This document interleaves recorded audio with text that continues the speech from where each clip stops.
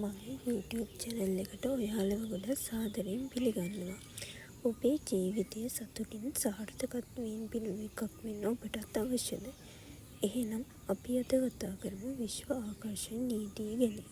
Law of Attraction කියන්නේ ඔබේ සිතුවිලි, හැඟීම්, විශ්වාස මත ඔබේ ජීවිතය හැඩවෙනවා කියන අදහසයි.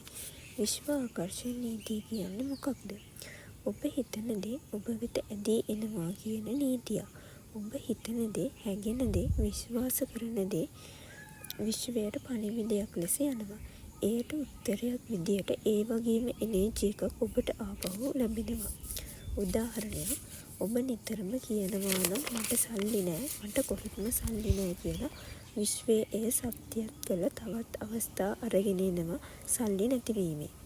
කොහොමද බලමු අපි මෙම විශ්ව ආකර්ෂණ නීතිය ඔබේ ජීවිතයට යොදාගන්නේ කියලා. ඔබට අවශ්‍ය දේ පැහැදිලිව හිතන්න. සල්ලිද, ආදරයද, සංසුන් ජීවිතයක්ද? Positive thoughts and feelings. මට පුළුවන්, මට ලැබුණ කියලා දිනපතා හිතන්න. චිත්ත රූපම වන්න. ඔබේ සිහින සිතුවිලි වලින් බලන්න. Gratitude දක්වන්න.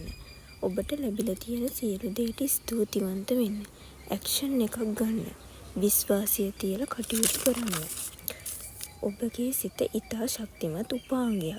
ඔබට අවශ්‍ය ජීවිතය ඔබේම සිතුවිලි වලින් උත්පාදනය කරන්න පුළුවන්. Law of Attraction කියන්නේ අඳුරු මායාවක් නෙවෙයි. ඒ ඔබේ මනස හරියටම කරන විද්‍යාවක්.